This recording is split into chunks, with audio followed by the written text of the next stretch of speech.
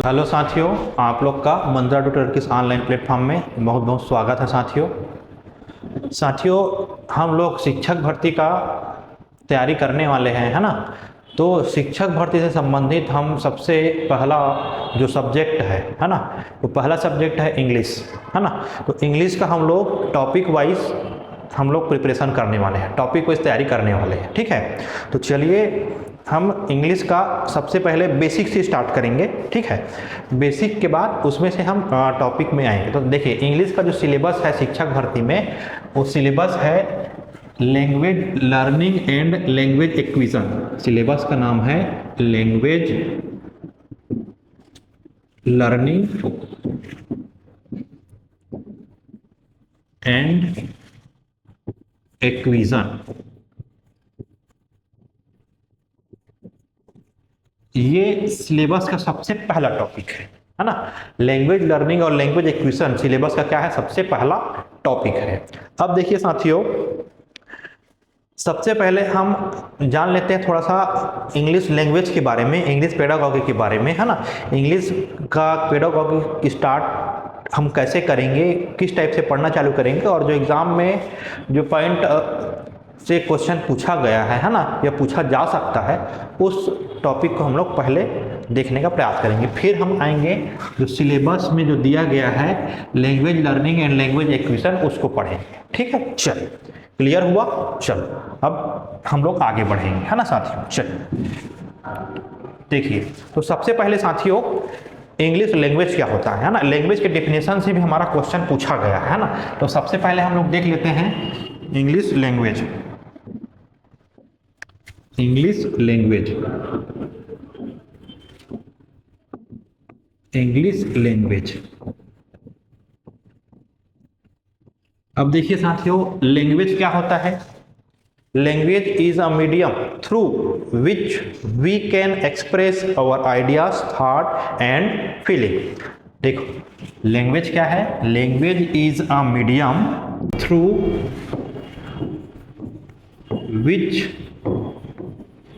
Language is a medium, language एक माध्यम है, थ्रू जिसके द्वारा, through which we can express our thought, feeling,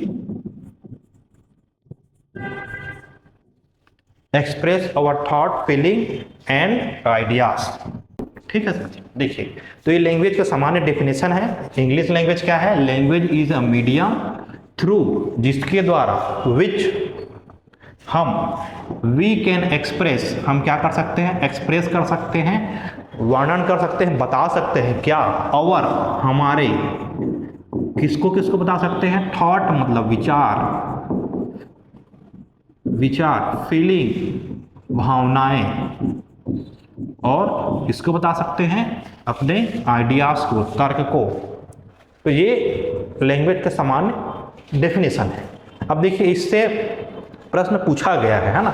तो इंग्लिश लैंग्वेज क्या होता है, या लैंग्वेज, फंक्शन ऑफ लैंग्वेज क्या होता है। देखिए फंक्शन ऑफ लैंग्वेज क्या होता है, एक क्वेश्चन पूछा गया, उस क्वेश्चन को जैसे देखो, क्वेश्चन इस टाइप से पूछा गया है। देखो क्वेश्चन को देखते हैं कैसे क्वेश्चन पूछा गया है, इसलिए इस डेफिनेशन को बताने का मेरा उद्देश्य है, क्योंकि इससे क्वेश्चन बन सकता है, तो आपको ध्यान देना। देखिए language function are useful for, ऐसे करके आया है question, language, language function are useful for, ये क्वेश्चन आया हुआ है ना, ये क्वेश्चन पूछा गया है ना। Language function are useful for, किसके लिए लैंग्वेज फंक्शन का यूज करते हैं, ऐसे करके क्वेश्चन पूछ दिया गया है ना। तो देखिए इसको हम लोग क्या क्या ऑप्शन पूछा गया था, है ना। लैंग्वेज फंक्शन कैसे, किस लिए यूज होता है, तो इसको डेफिनेशन के ही माध्यम से हम जो डेफिनेशन लिखे उसी का एक लाइन इसमें लिखा गया। तो देखिए, देखिए इसमें है language function are useful for, देखिए इसमें है language function are useful for understanding written things, ऐसे करके पहला ऑप्शन दिया गया है। मतलब रिटन थिंग्स को समझने के लिए लैंग्वेज फंक्शन का यूज होता है। दूसरा, language function are helps to read some things, मतलब पढ़ने में, कोई भी वस्तु को, कोई भी चीज को पढ़ने में मदद करता है, ये बताया है। तीसरा, it express things of language and there parts, ऐसे करके भी एक ऑप्शन आया गया है, जिसमें वर्ड आपको क्या ध्यान रखना है, यहाँ पर वर्ड हमको ध्यान में क्या रखना है साथियों, देखिए यहाँ पर आपको वर्ड एक्सप्रेस, तो यहाँ पर याद रखना साथियों कि जहाँ पर भी एक्सप्रेस वर्ड आता है ना, एक्सप्रेस, क्या वर्ड आया, एक्सप्रेस, कौन सा वर्ड आ गया, एक्सप्रेस, तो एक्सप्रेस वर्ड आता है साथियों, याद रखना। एक्सप्रेस मतलब होता है मीडियम, होता है लैंग्वेज का फंक्शन, होता है मेन फंक्शन। सभी फंक्शन है, लेकिन मेन फंक्शन क्या है, एक्सप्रेस करना अपने थॉट को, फीलिंग को, आइडियाज को, इसलिए मैंने डेफिनेशन बताया और इस टाइप से क्वेश्चन पूछा गया है ना।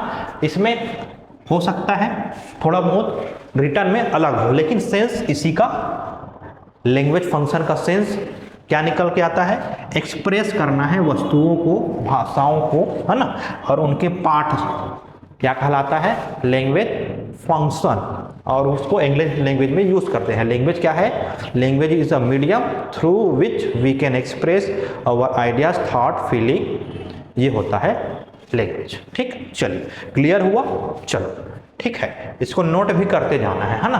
तो लैंग्वेज फंक्शन क्यों यूजफुल होता है, सारे चीजें में होगा, लेकिन ज्यादातर करेक्ट आंसर में ये हमको लेना पड़ेगा। ठीक, चलो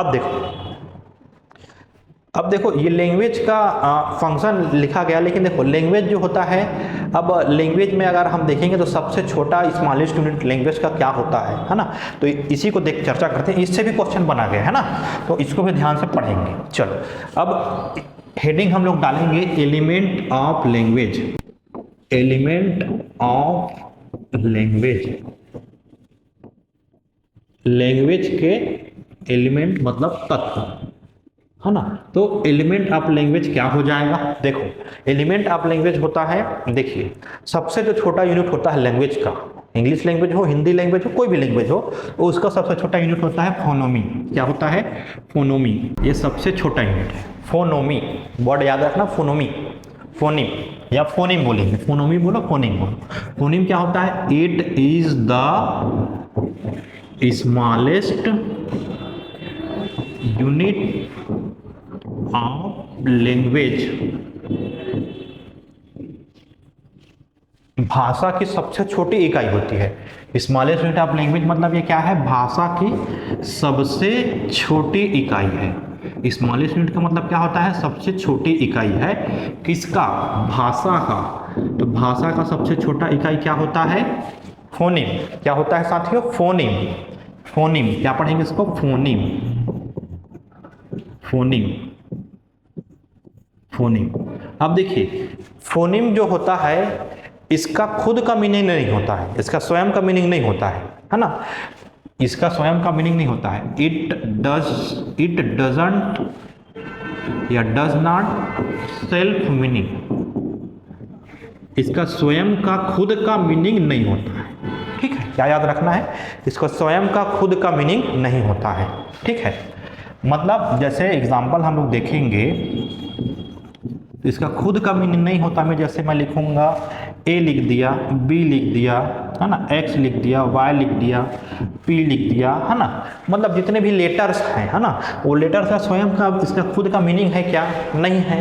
तो जो स्वयं का मीनिंग नहीं होता है लेकिन वो लैंग्वेज का सबसे छोटा यूनिट में आता है, वो कहलाता है हमारा फोनिम। क्या कहला जाएगा ये? फोनिम, सबसे पहला, ठीक है, phoneme.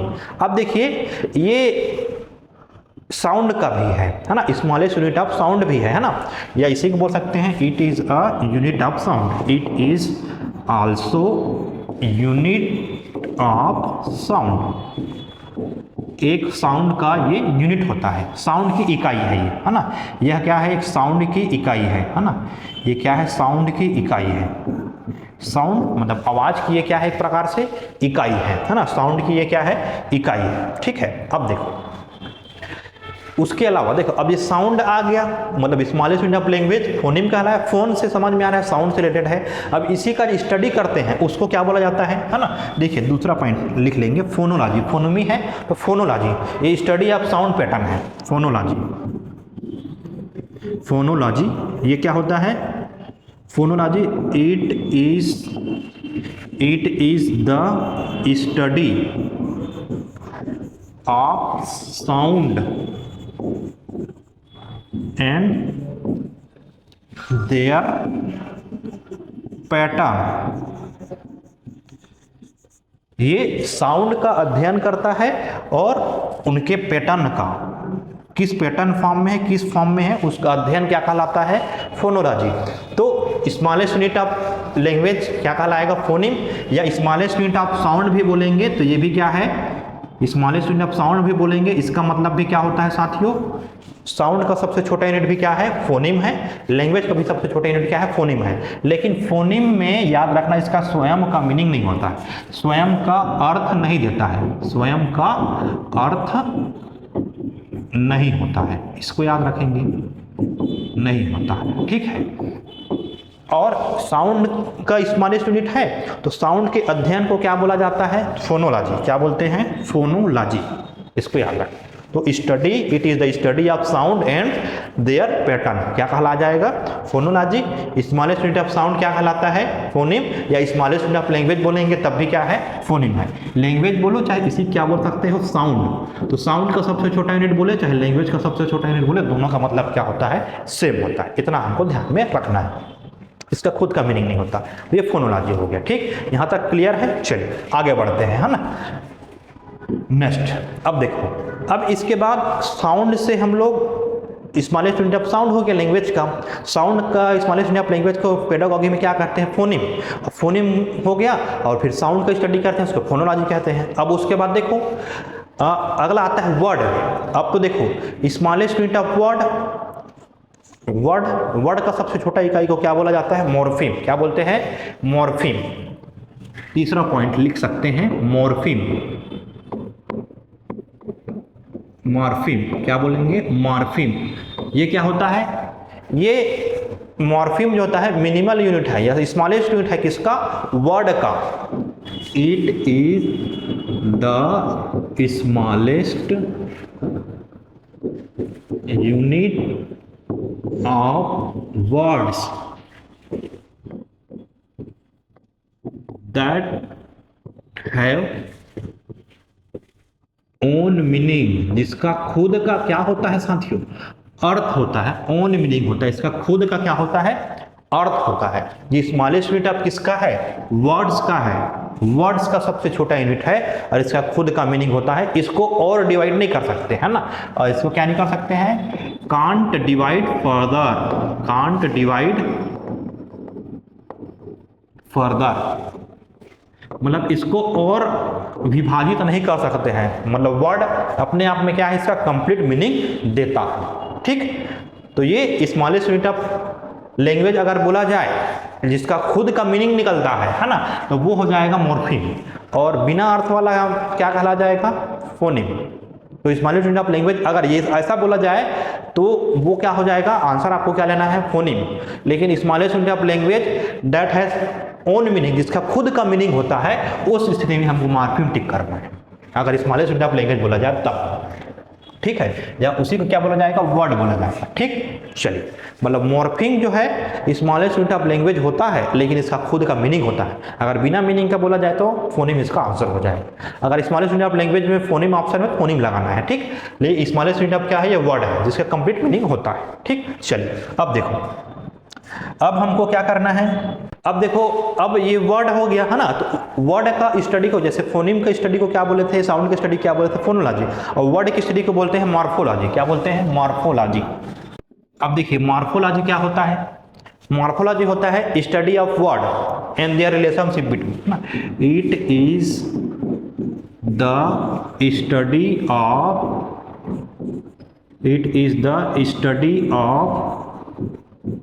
word and their relationship। ये क्या है, शब्द का अध्ययन है और उसके रिलेशनशिप का अध्ययन को क्या बोलते हैं, शब्द और उस शब्दों के रिलेशन के अध्ययन को हम क्या बोलेंगे, मॉर्फोलॉजी बोलते हैं। क्या बोलते हैं साथियों, it is the study of word and their relationship.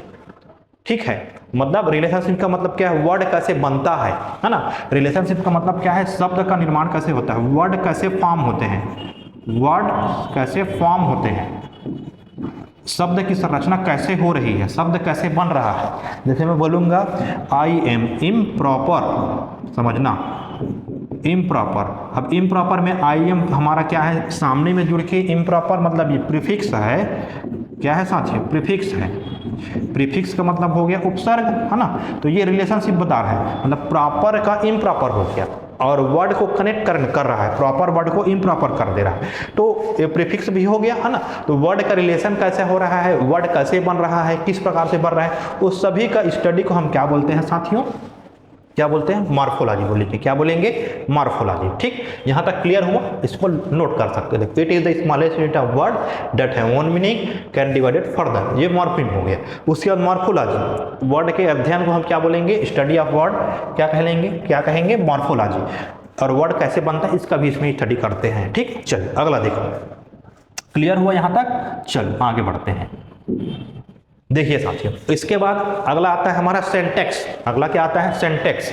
अब देखो साथियों, सेंटेक्स क्या होता है, सेंटेक्स क्या होता है, it deals with the combination of words into sentence.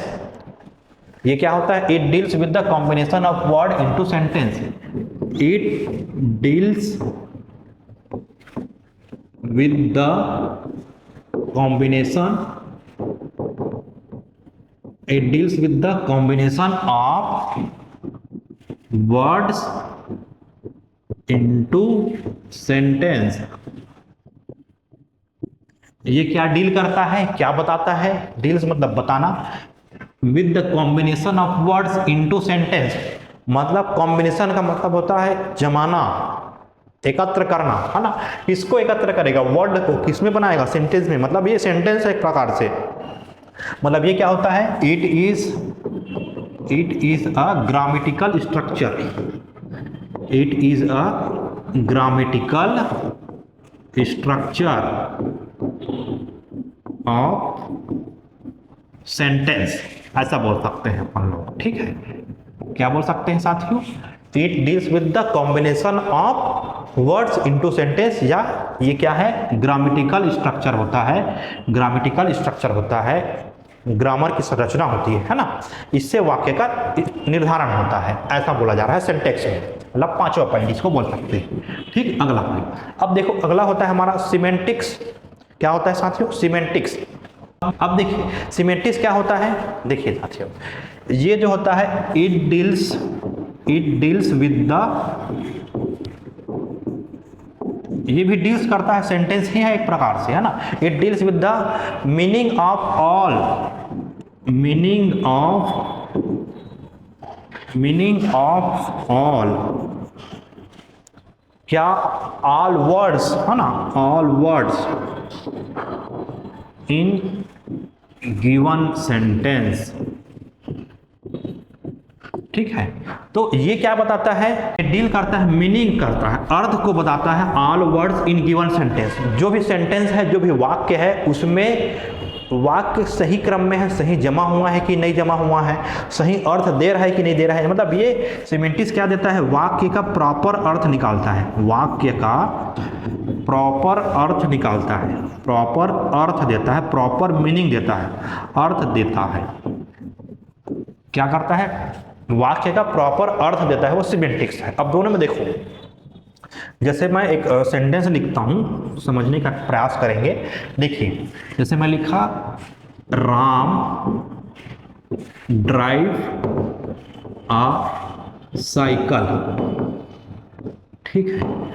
दूसरा सेंटेंस में लिखता हूं, राम राइड अ साइकिल, है ना। अब देखो यहाँ राम ड्राइव अ साइकिल है और राम राइड अ साइकिल। अब देखो साथियों, यहाँ पर ध्यान देना, ड्राइव अ साइकिल, है ना। अगर इसको देखेंगे, अगर स्ट्रक्चर हिसाब से सब्जेक्ट हो गया, ये वर्ब हो गया और ये ऑब्जेक्ट हो गया, तो सब्जेक्ट वर्ब और ऑब्जेक्ट ये ग्रामेटिकली क्या है, ये ग्रामेटिकली क्या है, ये करेक्ट है। ग्रामेटिकली क्या है साथियों, करेक्ट है। मतलब सब्जेक्ट वर्ब ऑब्जेक्ट इसका यूज हो रहा है इसमें, तो ये सेंटेंस का पार्ट है, या इसको सेंटेक्स भी बोल सकते हैं। क्या बोल सकते हैं इसको, ये हमारा जो वाक्य है वो क्या हो जाएगा, सेंटेक्स। अब देखो साथियों, इसको ध्यान देना, समझना, राम ड्राइव अ साइकिल सेंटेक्स हो गया, राम साइकिल को ड्राइव करता है। लेकिन देखो साथियों, ड्राइव का यूज करते हैं 4 व्हीलर के लिए, 2 व्हीलर के लिए राइड यूज होता है। क्या यूज होता है, राइड, ये 2 व्हीलर के लिए है ना, 2 व्हीलर के लिए यूज होता है। 2 पहिया वाहनों के लिए राइड का यूज करते हैं, ड्राइव का यूज 4 व्हीलर के लिए होता है ना। तो साइकिल के लिए यूज नहीं करेंगे, तो साइकिल के लिए करेक्ट वर्ड क्या होगा, राइड होगा। करेक्ट वर्ड क्या होगा, राइड। तो राम राइड अ साइकिल। अब देखो यहाँ पर ये जो हमारा ये सब्जेक्ट वर्ब और ऑब्जेक्ट तीनों है इसमें, तो ये तो सेंटेक्स है ही, ये क्या है, सेंटेक्स है ही। लेकिन सेंटेक्स के अलावा ये सिमेंटिक्स भी है। क्या है साथियों, सिमेंटिक्स भी है। मतलब दोनों है, ये सेंटेक्स है और सिमेंटिक्स है ये सेंटेंस, क्योंकि ये ग्रामेटिकली सही है ना, ये ग्रामेटिकली सही है। करेक्ट कैसा है, ग्रामर के रूप में भी ये करेक्ट है ना, ग्रामर के फॉर्म में भी करेक्ट है और मीनिंग के फॉर्म में भी ये क्या है हमारा साथियों, करेक्ट है। दोनों में ये करेक्ट है, ग्रामेटिकली भी करेक्ट है और मीनिंग भी इसका करेक्ट है। तो ग्रामर भी सही है और सेंटेंस का प्रॉपर अरेंजमेंट के साथ सही अर्थ दे रहा है, तो ये सिमेंटिक्स भी है। जबकि ये केवल क्या है, ओनली सेंटेक्स है, ड्राइव और साइकिल, क्योंकि ये ग्रामेटिकली बस करेक्ट है, मीनिंग इसका करेक्ट नहीं है। तो याद रखना साथियों, जिसका मीनिंग करेक्ट निकले पूरे सेंटेंस में, वो क्या कहला जाता है, सिमेंटिक्स कहलाता है। क्लियर हुआ ये बातें, इस चीज से शायद क्लियर हो गया होगा। ठीक, चलिए, अब जिसका पूरा वाक्य का पूरा मीनिंग निकल जाए और ग्रामर भी सही हो, वो सिमेंटिक्स हो जाएगा। लेकिन जिसका ग्रामेटिकल बस सही हो, मीनिंग नहीं निकलेगा, तो वो सेंटेक्स हो सकता है। ठीक, इसको याद रखना। और जिसका मीनिंग भी निकले और ग्रामर भी सही हो, तो वो क्या हो जाएगा, सिमेंटिक्स होगा ही होगा। ठीक, चलिए, मतलब ये बोल सकते हैं जितने भी सिमेंटिक्स हैं, याद रखना, जितने भी सिमेंटिक्स हैं, है ना, सब के सब सेंटेक्स बन सकते हैं, सब के सब क्या हो सकते हैं, सेंटेक्स हो जाएंगे। लेकिन जरूरी नहीं कि जितना भी सिमेंटिक्स हो वो सेंटेंस हो, ये जरूरी नहीं है। ठीक, सेंटेक्स को जरूरी नहीं है। ठीक, इसको याद रखना। मतलब सिमेंटिक्स होने के लिए आपको प्रॉपर ग्रामर रूल के अलावा उसका मीनिंग निकलना चाहिए, प्रॉपर अरेंज होना चाहिए मीनिंग के साथ। जबकि बिना मीनिंग के मतलब करेक्ट, ग्रामेटिकली करेक्ट नहीं है, ये ग्रामेटिकली क्या है, करेक्ट है, लेकिन इसका मीनिंग इसका सही नहीं हो रहा। सही नहीं मीनिंग होगा तो सेंटेक्स बन जाएगा, सही मीनिंग होगा तो वो सिमेंटिक्स हो जाएगा। क्लियर हुआ यहाँ तक के? चल आगे बढ़ते हैं, है ना। चलिए साथियों, अब देखिए, ये तो हो गया हमारा लैंग्वेज के एलिमेंट क्या है। अब देखो, इसमें पूछा गया था क्वेश्चन आया था ऐसा, which of the following is not a rule of language. Rule of language, कौन सा इसमें लैंग्वेज का रूल नहीं है, ऐसे करके क्वेश्चन बना गया है, क्वेश्चन आया हुआ है ना, टीचर भर्ती से रिलेटेड क्वेश्चन आया हुआ है ना। चाहे वो टेट की परीक्षा में हो, चाहे सभी उसी प्रकार से टेट में भी क्वेश्चन आता है ना, उस पर का क्वेश्चन पूछ सकता है। तो हम लोग टेट से रिलेटेड, है ना, टेट में जो क्वेश्चन आए उसके पैटर्न के आधार पर और टीचर भर्ती में जो क्वेश्चन आता है उसके आधार पर ये टॉपिक इंपॉर्टेंट था, इसलिए इसको डिस्कस किए। तो देखिए, जैसे पहला ऑप्शन लिया था फोनीम, दूसरा दिया था फोनोलॉजी, तीसरा दिया था मॉर्फोलॉजी, ठीक है, चौथा दिया था, देखिए फोनिम दिया था, फोनोलॉजी था, मॉर्फोलॉजी दिया था, एक अदर दिया था, है ना। देखिए अदर ऑप्शन दिया था एक्सेप्शन, है ना, ठीक है, एक्सेप्शन दिया था वर्ड मान लो, है ना। मतलब ये ऑप्शन में दिया हुआ था, चौथा ऑप्शन को दूसरा दिया था, कहने का मतलब ये है ना। मतलब 3 ऑप्शन जो था, हम लोग रूल जो पढ़े हैं, एलिमेंट जो पढ़े हैं उससे रिलेटेड था, चौथा ऑप्शन को दूसरा था, है ना, चौथा ऑप्शन दूसरा था, तो वही ऑप्शन हमारा सही हो जाएगा। इसमें अगर देखेंगे तो कौन सा ऑप्शन हो जाएगा, एक्सेप्शन इसका करेक्ट आंसर हो जाएगा। इस कौन सा रूल नहीं है, तो ये तो एक्सेप्शन तो पढ़े नहीं है, तो ये नहीं होगा। तो रूल में क्या आ जाएगा, फोनोमी, फोनोलॉजी, मॉर्फी, मॉर्फोलॉजी, सिंटैक्स और सिमेंटिक्स, ये रूल ऑफ लैंग्वेज होते हैं या एलिमेंट ऑफ लैंग्वेज इसी को बोल सकते हैं। ठीक, ये हो जाएगा, क्लियर हुआ इतना चीज, ठीक है। चल आगे बढ़ते हैं, ठीक साथ, चलिए आगे बढ़ते हैं ना। अब देखिए, अब लैंग्वेज का कैरेक्टरिस्टिक क्या होगा, लैंग्वेज का महत्व क्या होगा, लैंग्वेज का महत्व है ना, कैरेक्टरिस्टिक्स ऑफ लैंग्वेज, ये भी क्वेश्चन बन सकता है। लैंग्वेज का क्या क्या गुण होना चाहिए, है ना, लैंग्वेज की क्या क्या विशेषता होनी चाहिए, इसको भी ध्यान में रखना है। तो लैंग्वेज क्या है, लैंग्वेज एक सिंबॉलिक है, कैसा है, लैंग्वेज कैसा है, सिंबॉलिक है। लैंग्वेज कैसा है साथियों, सिंबॉलिक है। लैंग्वेज क्या है, सिंबॉलिक है, सिंबल प्रदान किया गया है कि नहीं। जैसे मैं सिंबॉलिक में कैसे, मैं जैसे लिखूंगा ए लिखूंगा, तो ए का सिंबल ऐसे बनाते हैं, ये चिन्ह हमको मालूम हो गया है ना। जैसे बी लिखेंगे तो बी का सिंबल ये है, जैसे 1 लिखूंगा तो 1 का सिंबल ये है, जैसे 4 लिखूंगा तो 4 का सिंबल ऐसा है। तो लैंग्वेज जो हमारा है वो सिंबल के रूप में है, ठीक। लैंग्वेज जो है ग्रोथ प्रोसेस है, लैंग्वेज क्या है, कम्युनिकेशन का माध्यम है ना, मीडियम ऑफ क्या है, लैंग्वेज क्या है, medium of communication, medium of क्या है, कम्युनिकेशन है, सिंबॉलिक है, उसके अलावा मीडियम ऑफ कम्युनिकेशन है। लैंग्वेज क्या है, अपने आप में स्वतंत्र है, लैंग्वेज अपने आप में आर्बिट्री है। लैंग्वेज क्या है, लैंग्वेज इज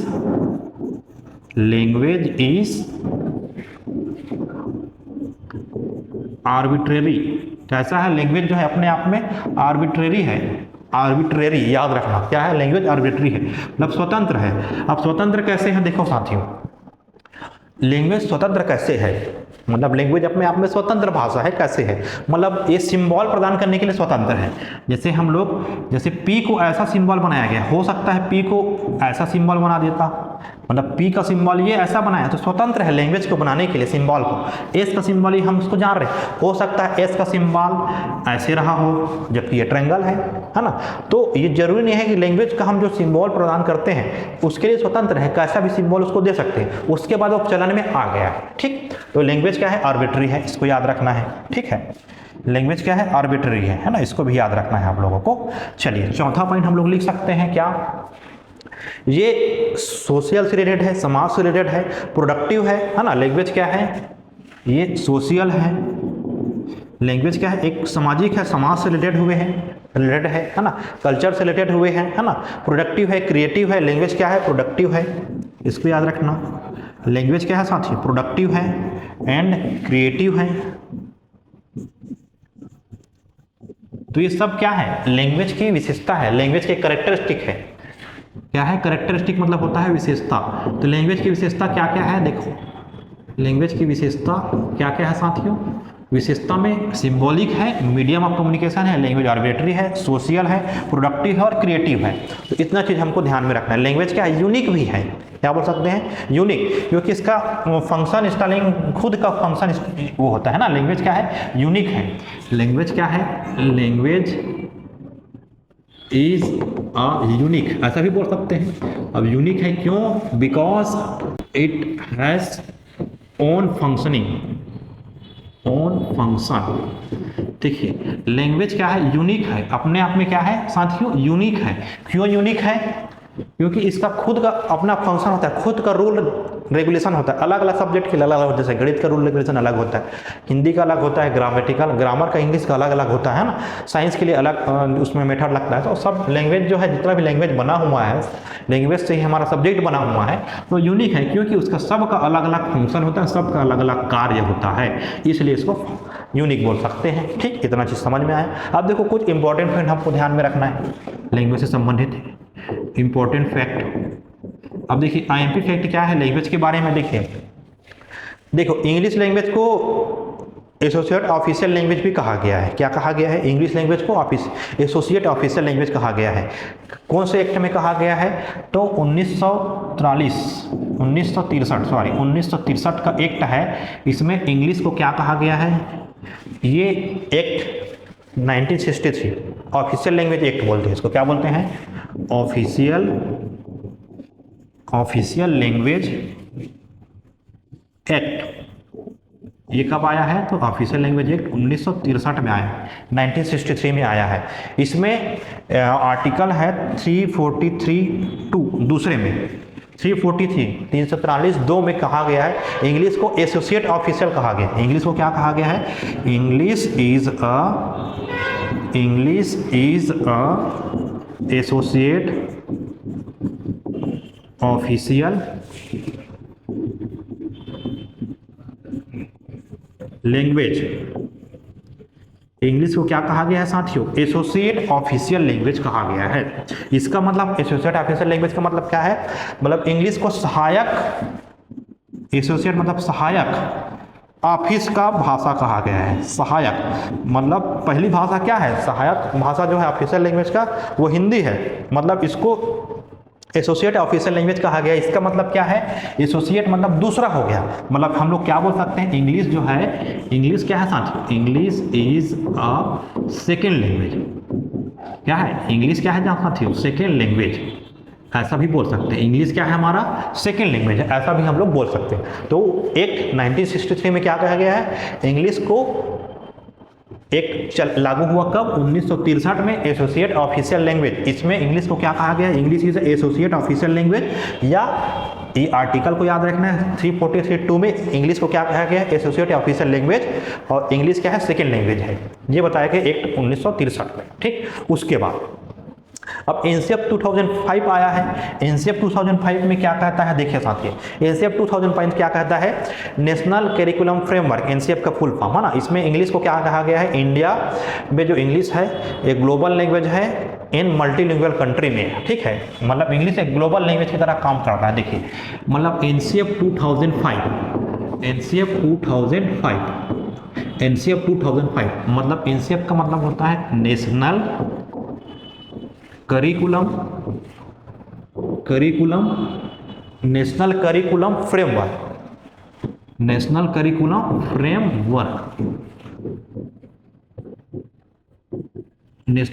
फ्रेमवर्क। एनसीएफ का पूरा नाम, एनसीएफ का पूरा फॉर्म क्या है? नेशनल करिकुलम फ्रेमवर्क मतलब राष्ट्रीय पाठ्यचर्या रूपरेखा। इसको हिंदी बोलेंगे तो राष्ट्रीय पाठ्यचर्या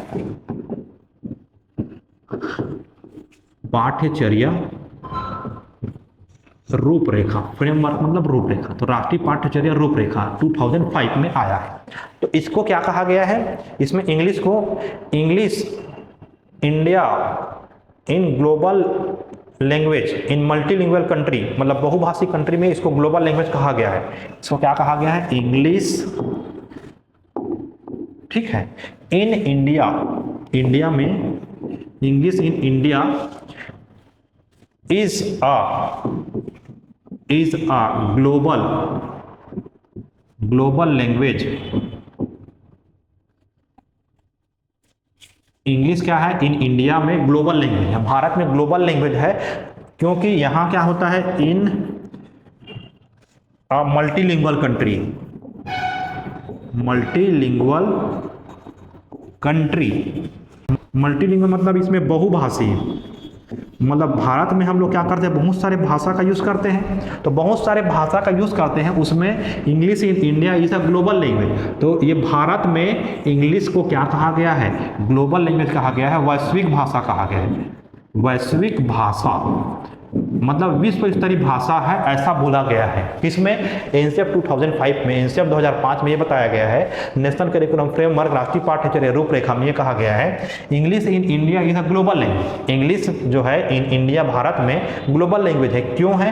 क्योंकि इन मल्टीलिंगुअल कंट्री मतलब बहुत सारे भाषा हम लोग इसमें यूज करते हैं, तो मल्टीलिंगुअल कंट्री में इंडिया को क्या कहा गया है? Global language. Multilingual country Bharat ही है क्योंकि इसमें बहुत सारे भाषा का यूज होता है, तो एनसीएफ ग्लोबल लैंग्वेज कहता है। जबकि एक्ट 1963 343 2 में इंग्लिश को क्या कहा गया? एसोसिएटेड ऑफिशियल लैंग्वेज कहा गया है। ठीक, इतना क्लियर हुआ? चलिए हाँ, ठीक, आगे बढ़ते हैं, नेक्स्ट करते हैं। अब देखिए, अब आते हैं यहाँ तक के, तो हमारा ये हो जाता है साथियों बेसिक से रिलेटेड हो गया है ना। अब देखो हम अपने टॉपिक में आ जाते हैं, है ना। टॉपिक हमारा क्या है? Language acquisition and language learning. क्या है? Language acquisition and language learning. Language acquisition and learning.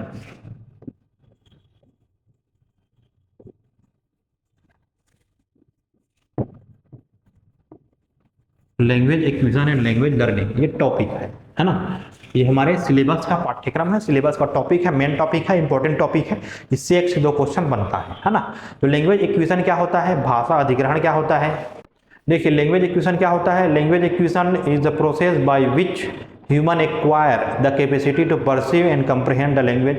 Language learning क्या होता है? लैंग्वेज लर्निंग में न्यू नॉलेज आता है, न्यू अंडरस्टैंडिंग आता है, बिहेवियर में प्रॉब्लम होता है, वैल्यूज एटीट्यूड होता है ना। अब देखो इसका मतलब क्या है? लैंग्वेज एक्विजिशन मतलब, एक्विजिशन का मतलब होता है अर्जन, भाषा को अर्जन मतलब ग्रहण करना, अर्जन या इसी क्या बोलते हैं? भाषा को ग्रहण करना। और लर्निंग का मतलब होता है सीखना, या इसी क्या बोल सकते हैं? अधिगम। क्या बोलेंगे साथियों? अधिगम। क्या बोलेंगे? अधिगम। अब देखो इसमें हमको दोनों में अंतर करते हुए दोनों का मतलब को समझना है। तो लैंग्वेज एक्विजिशन सामान्यतः क्या होता है? जिसमें हम अपने भाषा को ऑटोमेटिकली सीखते हैं बिना किसी फोर्स के, बिना किसी दबाव के। जैसे हम लोग अपनी छत्तीसगढ़ी भाषा जो सीखते हैं, मान लो वो हमारा लैंग्वेज एक्विजिशन हो गया, क्योंकि हम लोग उसको ऑटोमेटिकली माहौल से, इन्वायरमेंट से सीख जाते हैं। अब जैसे इंग्लिश को सीखना है, हिंदी को सीखना है, तो हमको स्कूल जाना पड़ता है, तो स्कूल जाना पड़ता है तो लर्न कर रहे हैं। और जो डायरेक्ट हम लोग सीख जाते हैं बिना किसी फोर्स के, बिना किसी दबाव के सीख जाते हैं, या बिना किसी एफर्ट के सीख जाते हैं, वो लैंग्वेज एक्विजिशन है। और जिसके लिए एफर्ट करना पड़ता है वो लैंग्वेज लर्निंग है। तो देखिए इन दोनों चीज़ों को हम लोग एक अंतर के माध्यम से समझते हैं। दोनों में अंतर क्या होता है? ये क्वेश्चन इंपॉर्टेंट है, क्वेश्चन इसी प्रकार से परीक्षा में पूछा जाएगा, तो इसको हम लोग देखते हैं। चलिए, एक तरफ लिखेंगे एक्विजिशन और एक साइड लिखेंगे लर्निंग।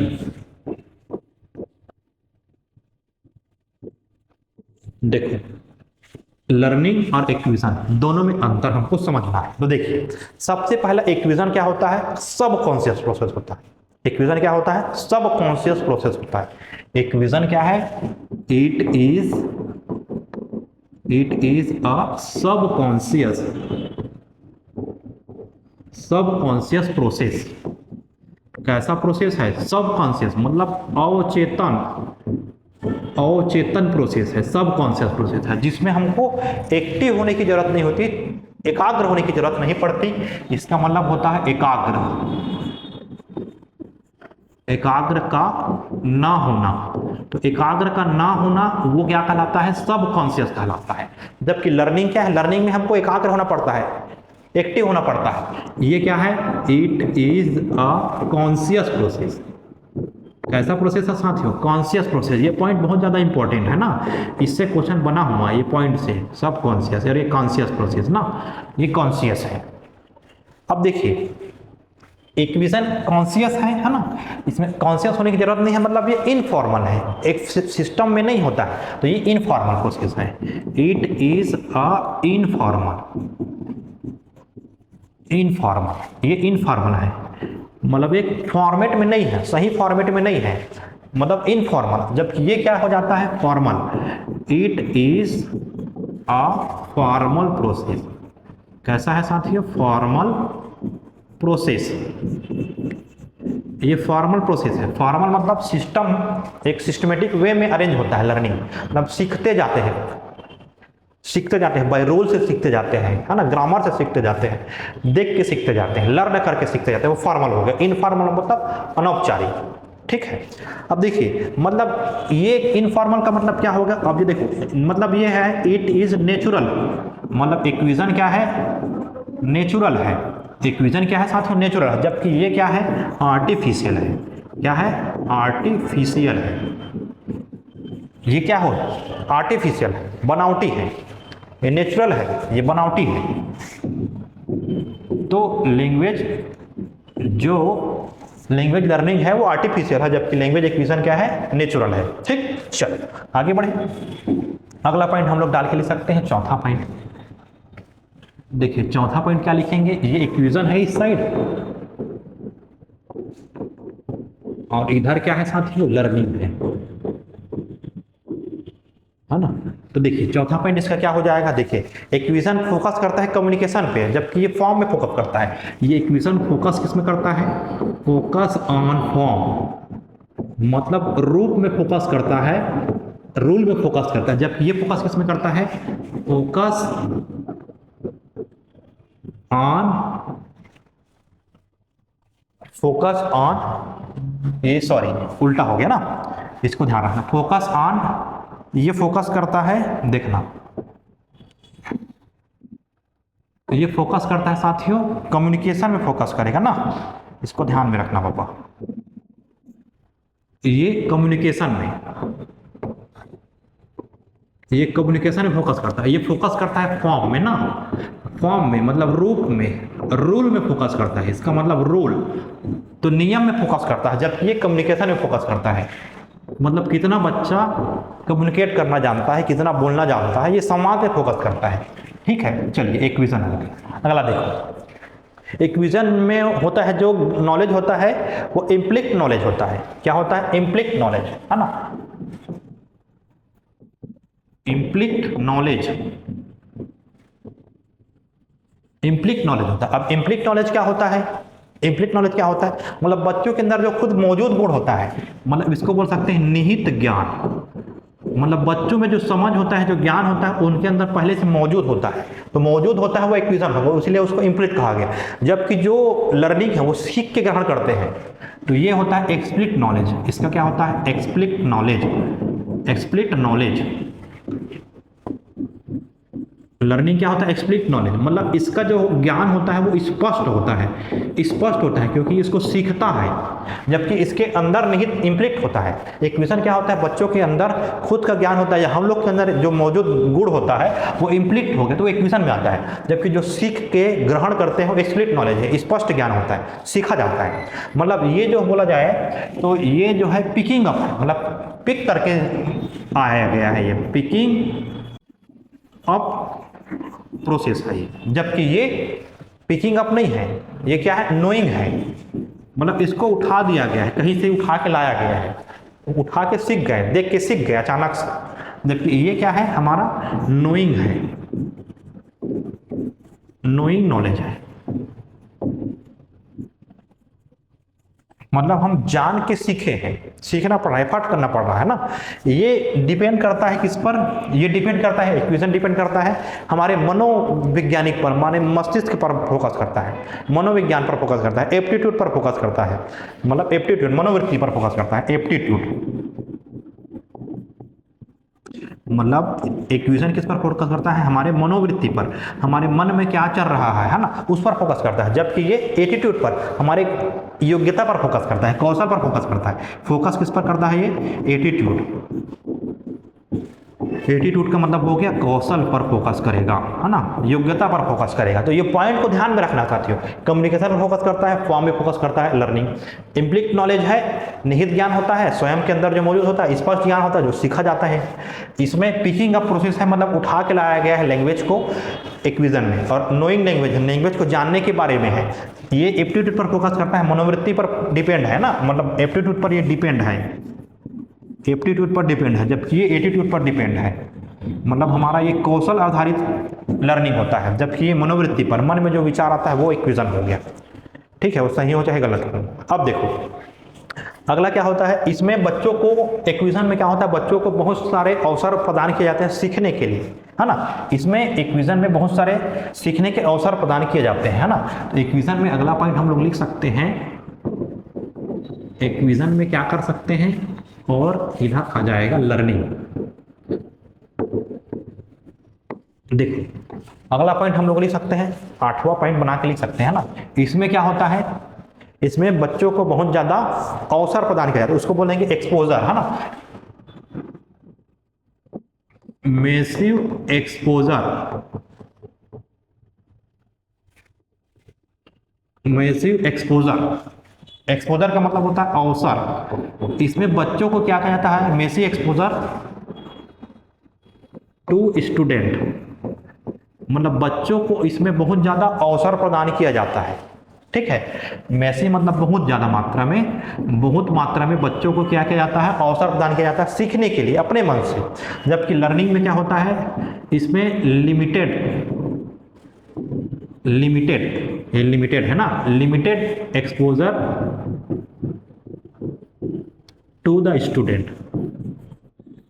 इसमें बच्चों को कम मात्रा में, लिमिटेड मतलब कम मात्रा में सीखने का अवसर मिलता है। जबकि इक्विजन में बहुत सारे अपने मन से बहुत सारा चीज सीख सकता है, देख के करके, ठीक है। अब देखिए इसमें क्या होता है, देख के करके सीखेगा, इसका मतलब ये क्या है, इसका मतलब क्या हो जाएगा साथियों, ये देख के करके सीखेगा मतलब इसमें इंडक्टिव मेथड यूज होता है। कैसा मेथड होता है, इंडक्टिव मेथड, इंडक्टिव मेथड का यूज होता है। अब इंडक्टिव मेथड क्या होता है, मतलब होता है सिंपल टू कॉम्प्लेक्स सीखता है, मतलब सरल चीजों को सीखेगा उसके बाद कठिन चीजों की ओर जाएगा। मतलब ये इंडक्टिव मतलब सिंपल टू कॉम्प्लेक्स थिंग्स को सीखेगा, मतलब सिंपल से वो कॉम्प्लेक्स की ओर चीजों को सीखता जाता है। जबकि लर्निंग में क्या होता है, डिडक्टिव, इसमें क्या होता है, डिडक्टिव मेथड से सीखेगा। इसमें डिडक्टिव मेथड, इसका मतलब होता है rule to example.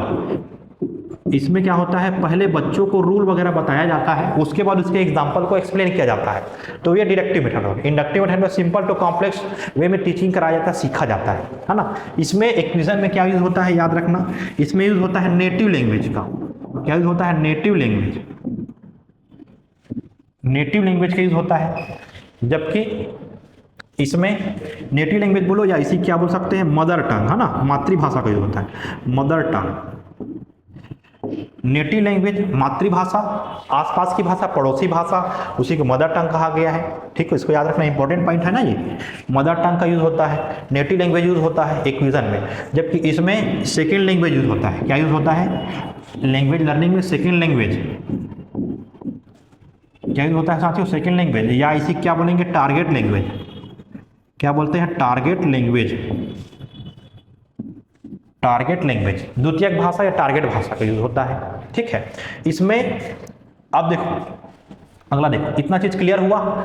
Massive exposure होता है, लिमिटेड एक्सपोजर होता है, इसमें इंडक्टिव मेथड यूज होता है, डिडक्टिव। इंडक्टिव मतलब सिंपल चीजों में को से सीख के कॉम्प्लेक्स की ओर, कठिन की ओर जाता है। जबकि इसमें रूल वगैरह बताएंगे तो कठिन पहले हो गया, डिडक्टिव मेथड, फिर एग्जाम्पल वगैरह बताया जाता है। इसमें ये जो नेटिव लैंग्वेज इसमें यूज होता है, मातृभाषा का यूज होता है, मदर टंग का यूज होता है, पड़ोसी भाषा का यूज होता है, सेकेंड लैंग्वेज और टारगेट लैंग्वेज का इसमें यूज होता है, ठीक। चलिए अगला देखते हैं। अब देखो साथियों, इसमें इक्विजन में क्या होता है, इक्विजन जो प्रोसेस है वो पेसिव टाइप का है, एक्टिव नहीं होना पड़ता है इसमें ना। इसमें क्या होता है, पेसिव, ये क्या है हमारा, पेसिव यूज होता है इक्विजन। इक्विजन क्या होता है, इसमें पेसिव प्रोसेस है ना। कैसा प्रोसेस है, पेसिव प्रोसेस है, एक्टिव प्रोसेस नहीं है। इसमें ये क्या है, हमारा लर्निंग जो है सीखना पड़ेगा, मतलब हमको क्या रहना पड़ेगा, एक्टिव प्रोसेस है। ये कैसा प्रोसेस है, एक्टिव प्रोसेस है। कैसा प्रोसेस साथियों, एक्टिव प्रोसेस है। और ये पेसिव प्रोसेस, इसमें फ्री रूल ऑफ ग्रामर होता है, फ्री रूल ऑफ ग्रामर। इसमें मतलब ग्रामर रूल क्या होता है, फ्री होता है, मतलब यूज नहीं होता है। ग्रामर रूल पूरी तरीके से फ्री होता है, ग्रामर रूल वगैरह यूज नहीं होता है। इसमें लर्निंग में क्या होता है, learning focus on grammar rule. तो लर्निंग फोकस किस पर करता है साथियों? ग्रामर रूल पर फोकस करता है। ठीक है, लर्निंग किस पर फोकस करता है? ग्रामर रूल पर फोकस करता है। ठीक, यहां तक के क्लियर हुआ? तो देखो एक बार देख लेते हैं क्या क्या पॉइंट है ना। देखो सबसे पहला इक्वेशन में याद रखना इंपॉर्टेंट पॉइंट है सब कॉन्शियस प्रोसेस, इसको याद रखना। मतलब एकाग्र होने की जरूरत नहीं पड़ती, कॉन्शियस प्रोसेस है, चेतन है, मतलब एकाग्र होने की जरूरत पड़ती है कॉन्शियस में। ये इनफॉर्मल प्रोसेस है, इनफॉर्मल याद रखना। फॉर्मल में मतलब याद रखना, इनफॉर्मल मतलब फॉर्मेट बनाने की जरूरत नहीं पड़ती, रूल वगैरह का नहीं, इनफॉर्मल है, फॉर्मल नहीं होता, फॉर्मेट नहीं होता है, निश्चित फॉर्मेट नहीं होता, जबकि इसमें फॉर्मल होता है। इसमें नेचुरल प्रोसेस है या आर्टिफिशियल, इसको याद रखना है। नेक्स्ट बढ़ जाते हैं, क्या बताया हूँ, कम्युनिकेशन पर फोकस करता है, उसमें फॉर्म पे फोकस करता है, रूल में फोकस करता है। इम्प्लिक नॉलेज है, जो बच्चों के अंदर निहित ज्ञान होता है उसके बारे में एक विजन बताता है। स्पष्ट ज्ञान, एक्सप्लिक नॉलेज, जो ज्ञान सीख के आता है तो स्पष्ट ज्ञान इसमें होता है। पिकिंग अप प्रोसेस है, ये क्या है? पिकिंग अप प्रोसेस है, जबकि ये नोइंग नॉलेज प्रोसेस है। इसमें एटीट्यूड पर डिपेंड होता है जो प्रोसेस है एक विजन, ये एटीट्यूड पर, कौशल पर निर्भर होता है, इसको याद रखना है। ठीक है, ये मेसी एक्सपोजर स्टूडेंट को बहुत ज़्यादा अवसर मिलता है एक विजन में। इसमें लिमिटेड कम मात्रा में बच्चों को बोलने का अवसर मिलता है, सीखने का अवसर मिलता है, क्योंकि इसमें दूसरे को सिखाते हैं, ज़्यादातर फोकस होता है। इंडक्टिव मेथड का यूज होता है इसमें, सिंपल टू कॉम्प्लेक्स चीज़ें के बारे में जाते हैं। डिडक्टिव मेथड का यूज होता है, रूल टू एग्जाम्पल का यूज होता है इसमें। ठीक है, ये नेटिव लैंग्वेज या मदर टंग इसमें यूज होता है, इसमें यूज होता है सेकंड लैंग्वेज या टारगेट लैंग्वेज का यूज होता है ज़्यादातर मात्रा में। ठीक है साथियों, चलिए अगला देखिए, ये पेसिव प्रोसेस है, क्योंकि इसमें एक्टिव होने की जरूरत नहीं पड़ती है बच्चों को, ये एक्टिव होता है लर्निंग में। ये फ्री रूल ऑफ ग्रामर ही होता है, जबकि ये फोकस होता है ग्रामर रूल में, इसमें फोकस हम लोग करते हैं ज़्यादा मात्रा में। ठीक है साथियों, इतना क्लियर हुआ? चलिए, ये लर्निंग लैंग्वेज और लर्निंग इक्वेशन का स्टार्टिंग था, है ना, जिसमें दोनों का हम अंतर देखें, क्या क्या होता है, कैसे कैसे होता है ना। अब हम साथियों इसमें हम लोग देखने वाले हैं, मतलब अगले क्लास में देखेंगे, इसमें जो लर्निंग और इक्वेशन से रिलेटेड अलग अलग साइंटिस्ट लोगों ने क्या क्या धारणाएं बताई हैं, क्या क्या विचार अपने दिए हैं, उन विचारों को हम लोग नेक्स्ट क्लास में देखेंगे साथियों। और लर्निंग और इक्वेशन से संबंधित जो भी और इम्पोर्टेंट पॉइंट निकल के आ सकता है, उन सभी पॉइंट के बारे में हम लोग चर्चा करेंगे। ठीक है साथियों, चलिए धन्यवाद, मिलते हैं नेक्स्ट क्लास में। ठीक, चलो।